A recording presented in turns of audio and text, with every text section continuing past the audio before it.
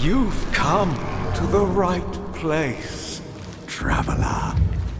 It has been 22 months since my first conception of the Plasma build that really took off and got into a lot of different iterations as well. People enjoyed that build very much, and now we finally, after a long time, we have another one to talk about here.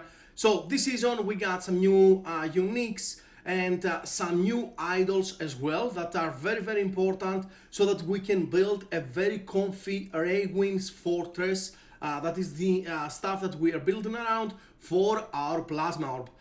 This build kind of surprised me. It is no secret right now, Runemaster is not in the best spot after many nerfs. And Runic Evocation, of course, it's still in a weird spot, generally speaking.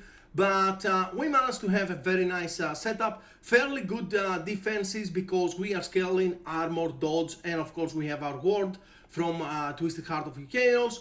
And yeah, the build is very comfy to play. As I said, now Reowyn's Fortress in the past was being played with the Jungle's Queen belt, and that meant that you needed to spam your potions to get your dodge up and then get your flat damage from the staff that way. But that playstyle is not very comfy, it's not one that I would like to present to you. I never played that part of the build, of course, myself as well. But this one was just a fantastic playstyle here. I'm really happy about this build. Now, as I said, there are a few new uniques. Now, this is in endgame kind of setup. You want to have some very good gear to get the build going, and this is why we're gonna do the build guide a little bit different as well. I'm gonna give you tips and tricks how to get all of the gear. It may seem a little bit intimidating, but don't worry, it is actually a lot easier to grab all the gear that you need for this build, because most of the items are extremely easy to target farm, and that makes it fairly easy to farm and get it going. Please do remember that if you like the video, hit the like button, as it helps me immensely to grow my channel and keep giving you some good content. Season 3 is coming soon for Last Epoch, and we're gonna have a lot more content in the channel, of course. Other than that, let's get started. I'm gonna show you the rotations, I'm gonna show you everything that you need to know about this build and how to enjoy it yourself. Alright, let's get started here. So, we're gonna talk about the Reowyn's Fortress, of course, first, because this is the unique item that we are building around. So, Reowyn's Fortress gives us a flat spell damage with Runic Evocation per 10 armor dodge or ward, whichever is lowest, right? So we want to scale all three of those values, and as you can see here, just by sitting around, we have almost 4k armor and 2.5k dodge. And that will mean that we are getting 250 flat damage from Reowyn's Fortress, right? This is not 71% on a level 100 area, it's about 62 or something like that. So it's still very nice dodge. We get a decent amount of armor as well, and of course we have Throne of Ambition for even more armor against bosses. So yeah, we are hitting over 5,000 armor against bosses with the Throne stacks, and we are doing good. As you may notice, this is kind of an attribute stacker. We have a lot of intelligence that does a lot of things for us, dexterity and also strength. Now, I'm gonna talk about first of all the new unique items that made this build possible and very comfy. First of all, Dominance of the Tundra. This is a very nice helmet because we are getting strength and intelligence, two of the attributes that we want to scale. A lot of flat armor, so we don't have to go out of our way to scale our armor in the first place. We're getting reduced bonus damage taken from critical strikes. We cannot, take advantage of the one in the Runemaster passive tree because we don't have an offhand. We are using a staff. And because we can slam dexterity on it, it makes it a very nice helmet in general. Now, very important to note about this helmet in general on this build, you will not be using Evade, right? Evade will cast Glacier, will also chunk down your health and your ward from Nihilist, and that's a problem. You're not using evade, don't worry, it's not really an issue with this build. We are pretty much casting and we are flame rushing around, so you don't really need, we barely even move normally on the build. Now, the other new thing was Orion's Descent, and this build, the main thing that it provides is a very incredible amount of intelligence. As you see, 23, it maxes out to 25, which means that we can take some of the intelligence on our gear from other pieces and make it dexterity. Dexterity, of course, gives us a lot of more damage multiplier for the fundamental criterion, as the second rune on our invocation is gone, right? So we want dexterity for fundamental criterion scaling, but we also need intelligence because it scales a lot of things from the Runemaster, and it scales our increased damage on the runic evocation and our ward retention. Ward retention, of course, after the nerfs is not amazing, unfortunately. I would like to have like 400, 450 here, and that would make the build even comfier. But even with this setup that I did not min-max as much as I would like, a little bit but not as much as I would like, I'm doing over 900 corruption very, very comfortably. Very nice farmer, very decent single target as well. Now, the other thing that we have new here is those graceful small weaver idols with the flat dodge and increased dodge rating, right? Now, all of those here, they have dodge rating, and those make our dodge very, very high. So we don't need excessive gear in general to make our dodge very high. And because of the helmet, we can use all of our blessings here for dodge. We don't need the flat armor on this very important blessing. That means that we can get dodge. Increased percent dodge is very important. We're getting a lot of flat from our slams, you know, tier 7 flat dodge rating here, tier 7 flat dodge rating on the Blood of the Exile, etc, etc. So increased percent dodge rating from the blessing is just a massive boost to the build.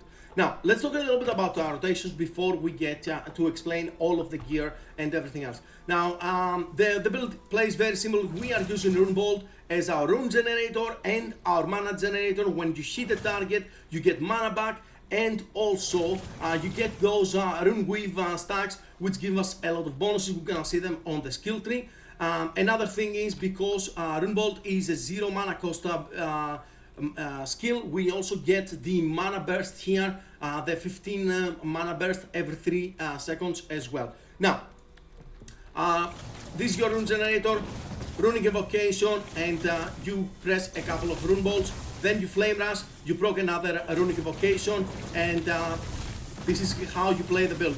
Now, a couple of things here. When it comes to single target, you want to stand in a place like that, where your plasma orbs will be touching the bosses, so that, because plasma orb has 2 components on its damage. The one is the chain lighting that it does, and they hit a lot of target. The other one is the plasma orb collision itself, which does fire damage, but because we have so much flat damage, it scales very, very well as well. And you want to do that to get the maximum amount of your single target. So position is very, very key on this build if you want to take advantage of the skill and get full value. When it comes to the burst damage, when you have a champion and stuff like that, you flame rush through him and you're getting so many hits, as you can see here. It's just unreal how many hits you will be getting with 3 plasma orb when you flame rush through a champion, and you will be killing them very, very fast, also stunning them in the process as well. Other than that, flame ward when you need your defenses, and the extra ward as well at the start of the echoes, so that you can get going with the Reowyn's Fortress flat spell damage.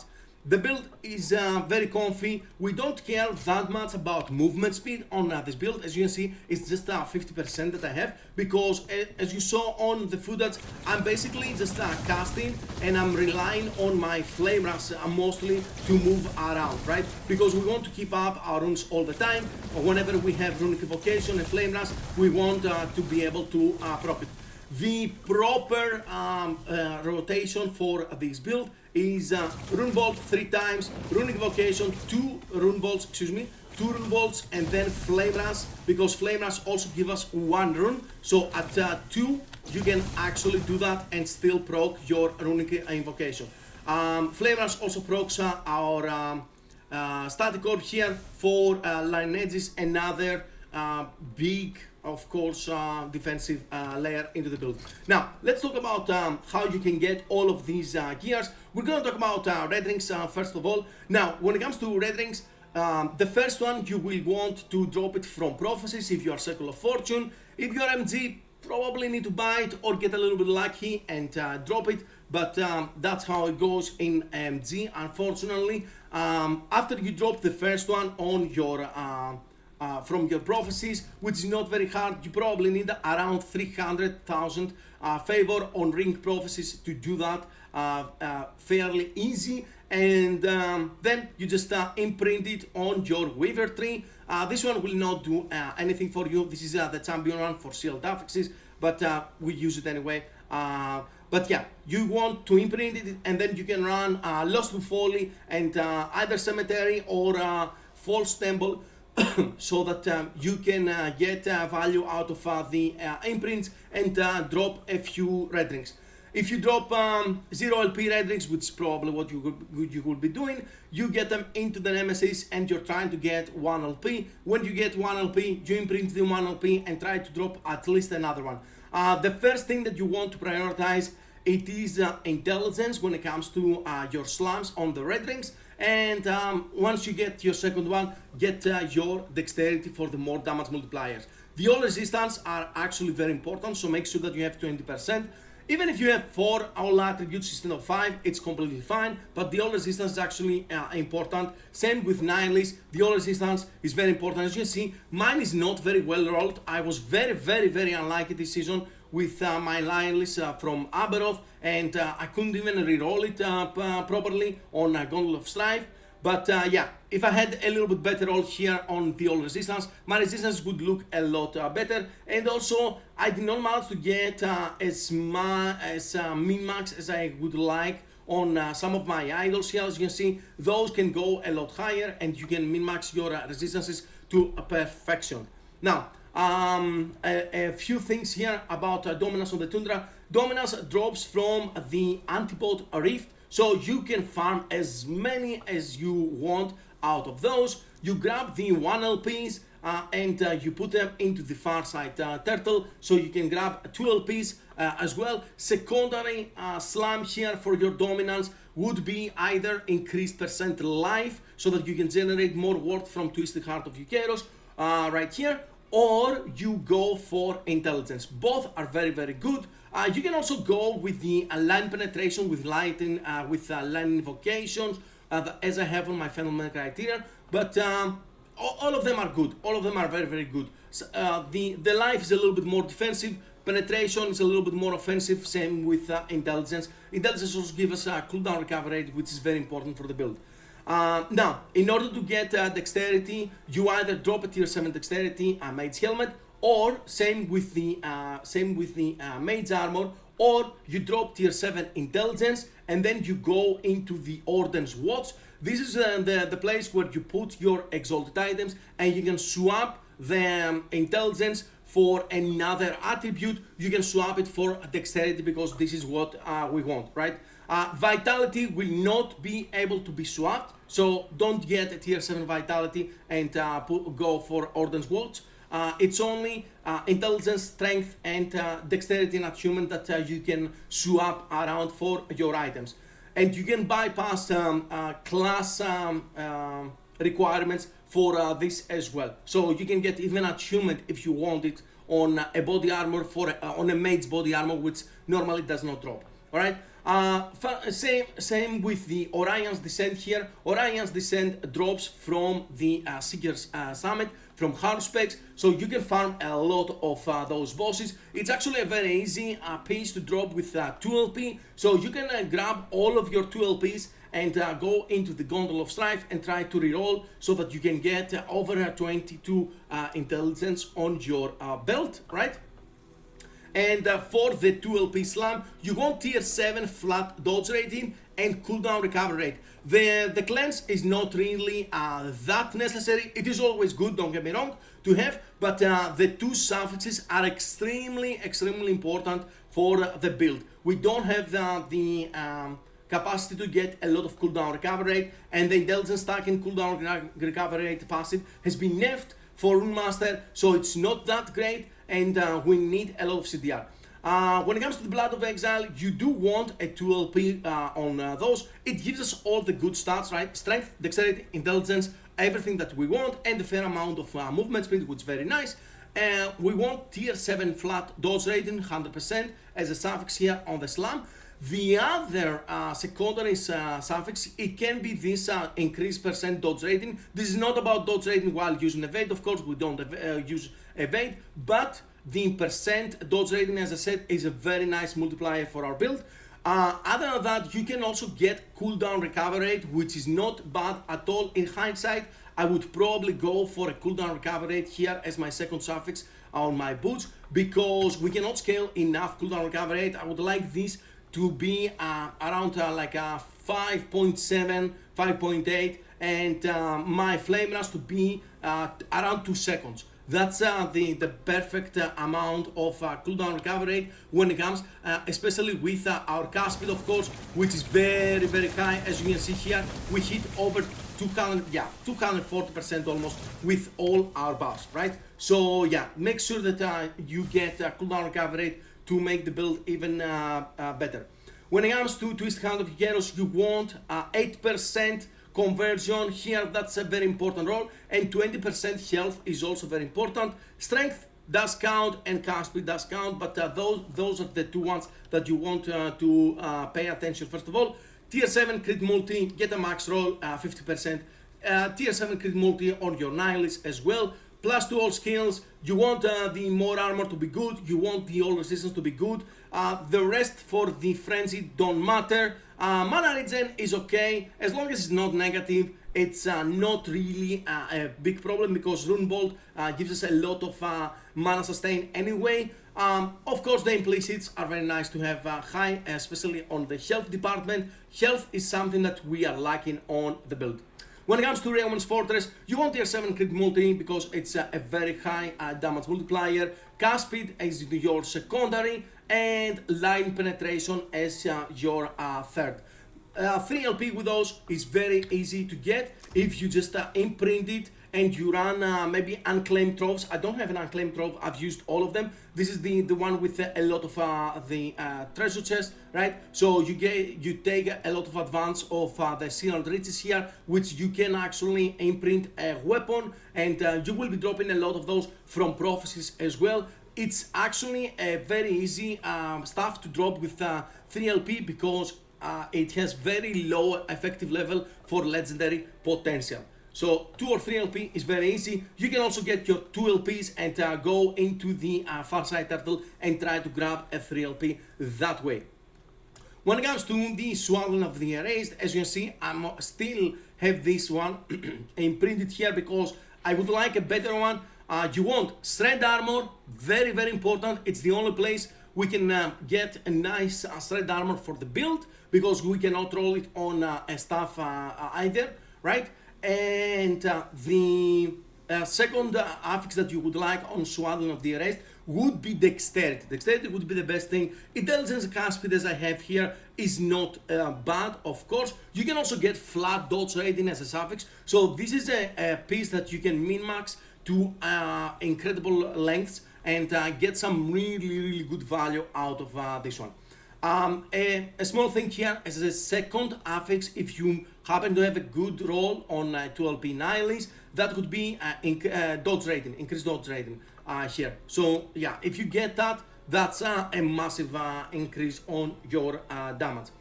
Keep in mind, Farside Turtles, so that you can get your 1LPs into 2LPs or 3LPs. Gauntlet of Strife to reroll your items into good like you want. Plus 3 levels of Runic Evocation, for example, on the Foundry Criterion. You want good strength and intelligence on your dominance. The reduced bonus damage taken from criticals is good, but because we also get this blessing here, we have a very nice crit avoidance. So crit has not been a problem for this build. I pretty much never died on crit, maybe one time. This is not an issue for our build in general, mainly because we also dodge a lot of the hits. Now, when it comes to the idols, I found my idols doing Lost with Folly and Cemetery or Reowyn with a lot of prophecies from my Circle of Fortune for idols, right? There are prophecies for small Weaver idols and minor Weaver idols as well. As you can see, those have a lot of armor on them right here. If you can see, yeah, this is like over 200 flat armor for each one of them. So it's a very nice boost on our defense here. You can get dodge rating on those idols if you would like. You're gonna have a little bit less armor, but we have Throne of Ambition, so it's still gonna be fine. You do want one of those here for the frailty. You can get line penetration or increased percent life on the prefixes.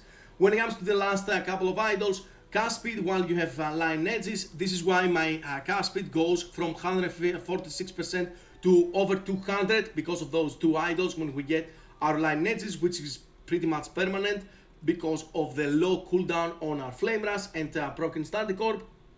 On the suffix, I have flat spell damage here. Because we have so much flat spell damage, that's not important. Increased life is a lot more important, or all elemental resistances to cover your resistances a little bit better.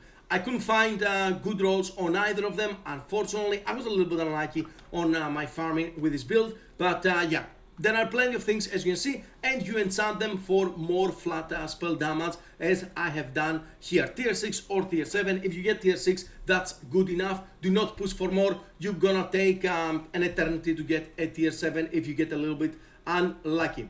Now, let's get into the planner. We're gonna talk about the passives, the skills, and everything else that you want to know about the build. Alright, this is the planner that of course will be below on the description for you to check out.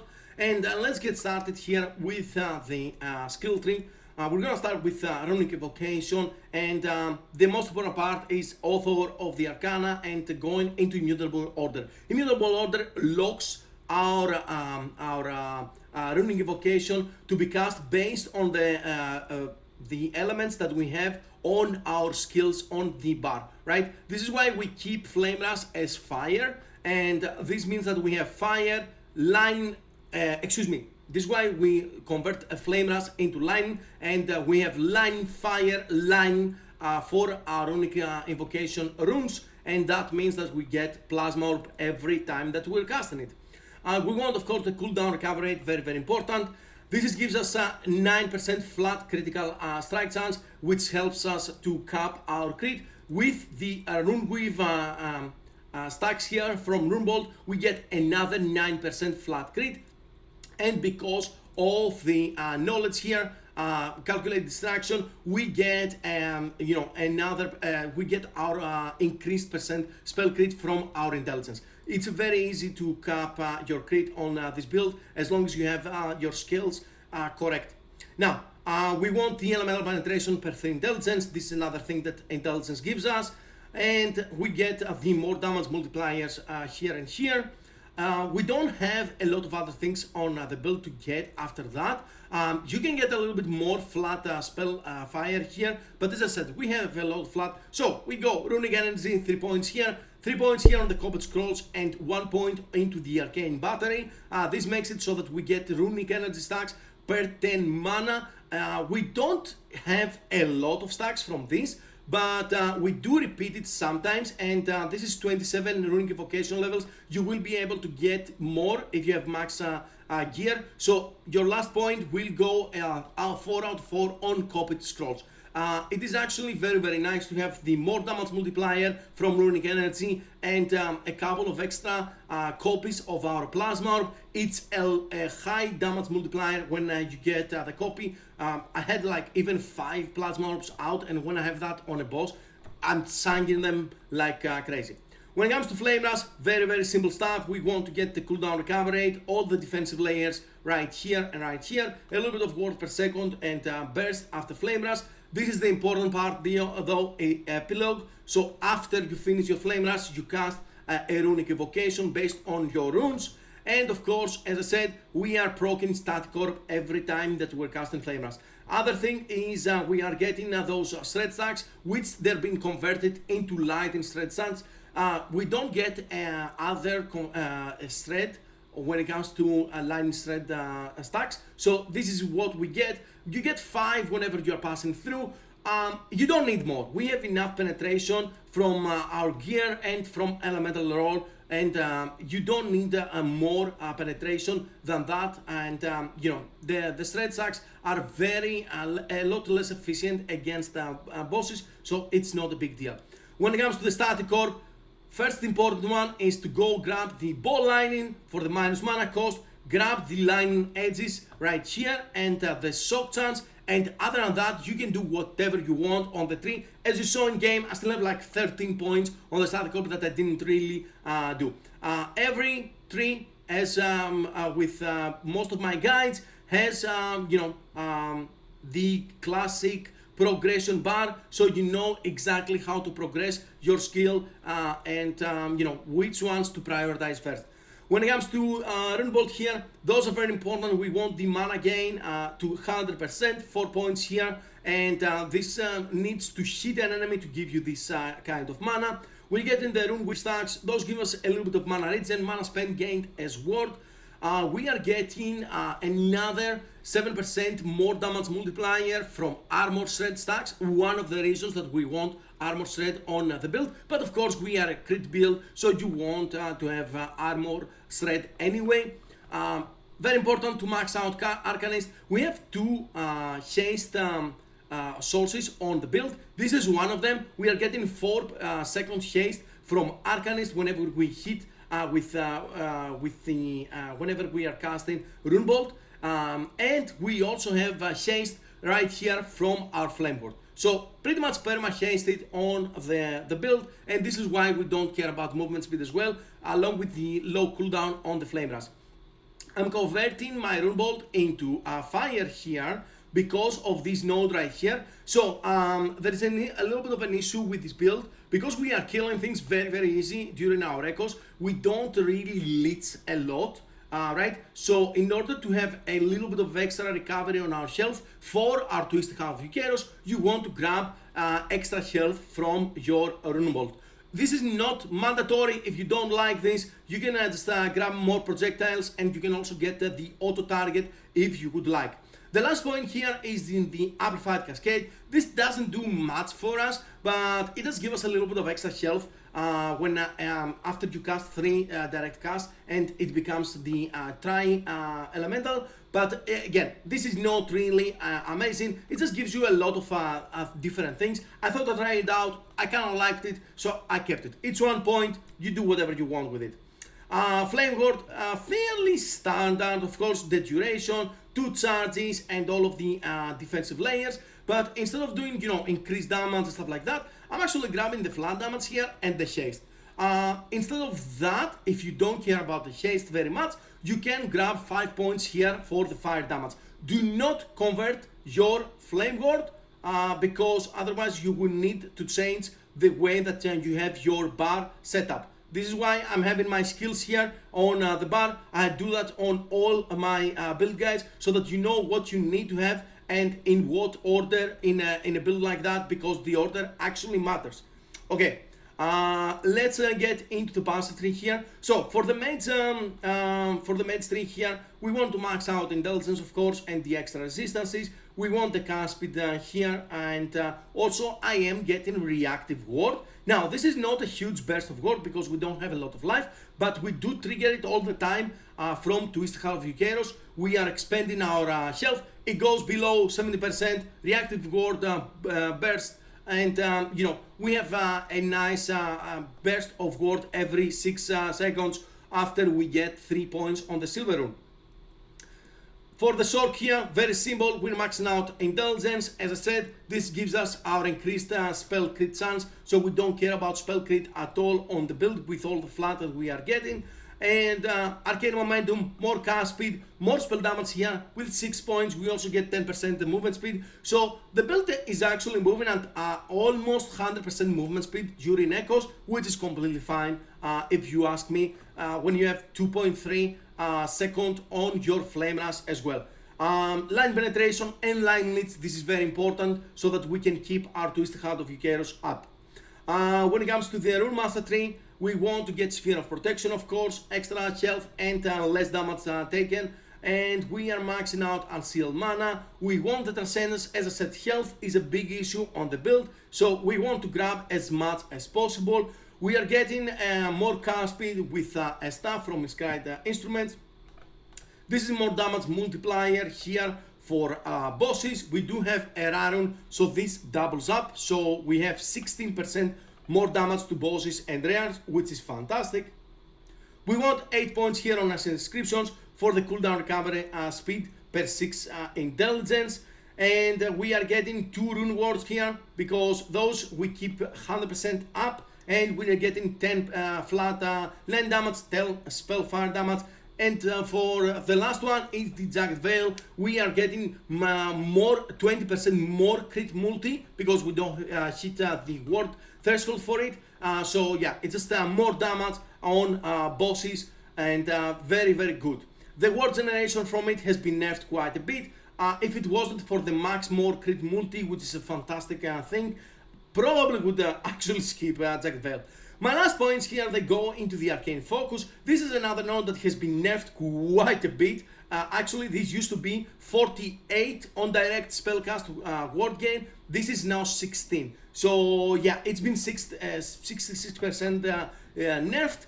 But yeah, it's more for the intelligence and not the word generation. Intelligence does a lot of things for us, so that's why I'm taking it. These last points, you can actually, you can grab anything if you want. You can invest them anywhere else. If you need, you can grab 5 points here on the Runeworld Cataclysm. That's gonna give you another 15% more damage on low health enemies, which is actually not bad at all. I was thinking about it. I ended up doing Intelligence, but both of them are very good choices. Let's check out the gear we already talked about in game. I hope that everything is very, very clear. Don't worry about the gear being, a little bit intimidating. Once again, it is actually very easy to grab. As I said, I have a lot of things here on the helmet. You can grab whatever you want as a secondary thing. Once you get your tier 7 dexterity, you can min-max for more damage or more, more defense. It is up to you and what content you're doing, what your build needs.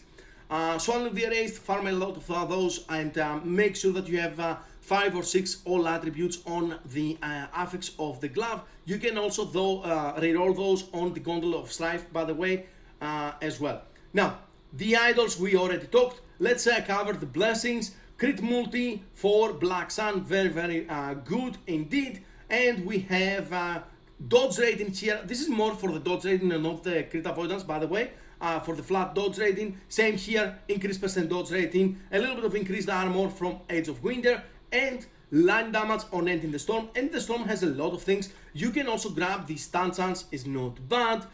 You could even get the ward decay threshold, it is not bad. Get the mana, get straight line chance. Everything is very nice. Like, we have plenty of good blessings here. I ended up with line damage because we have so many more damage multipliers on this build in particular. So any increased percent damage that you can get on the build is so much more valuable, right?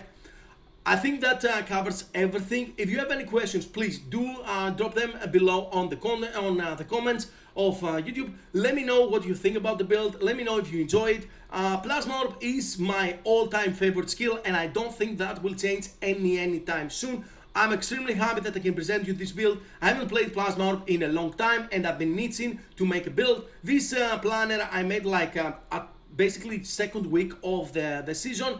I never played it. We played a couple of weeks ago, and I thought I present you this build because it got some really good results. People on the stream seem to be enjoying it as well. So yeah, here it is. Enjoy it, have fun, and I will catch you on the next one. Thank you very much, guys, for watching. Bye bye.